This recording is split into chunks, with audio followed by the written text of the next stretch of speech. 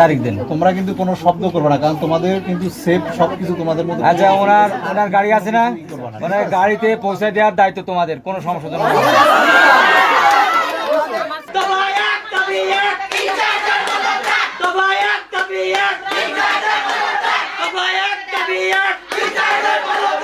এখন কোন মিছিল হবে?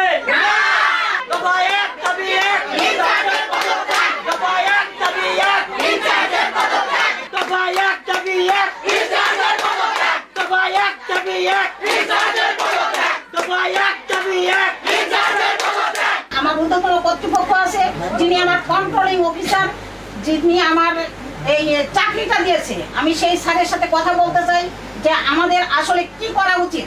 সারা বাংলাদেশে আজকে এরকম প্রত্যেকটা স্কুল বলো, নার্সিং ইনস্টিটিউট বলো, নার্সিং কলেজ বলো, প্রত্যেকটা ছেলে মেয়ে দেখছি তোমরা প্রত্যেকটা ইনচার্জের বিরুদ্ধে, প্রত্যেকটা আমাকে বলতে দাও, আমাকে কথা বলতে দাও। তোমরা যদি এরকম চিৎকার করো, আমি তোমাদের এই কথাই, এই ঠুনকো কাগজে তোমাদের এভিডেন্স কোথায়, তোমাদের প্রমাণ কোথায়? এতগুলো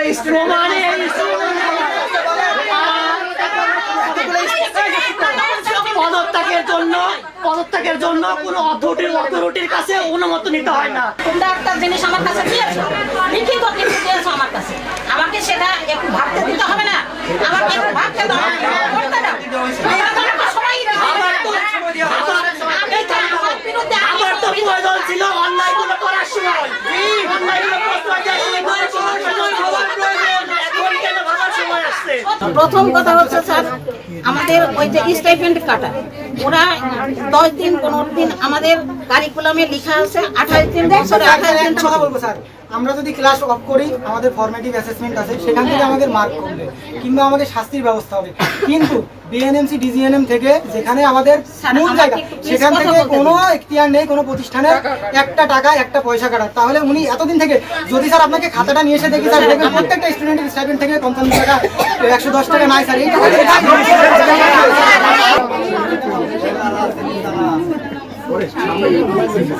তারিখ দেন। তোমরা কিন্তু কোনো শব্দ করবে না, কারণ তোমাদের কিন্তু সেফ সবকিছু তোমাদের মধ্যে। আচ্ছা, ওনার গাড়ি আছে না, ওনার গাড়িতে পৌঁছে দেওয়ার দায়িত্ব তোমাদের, কোনো সমস্যা নেই।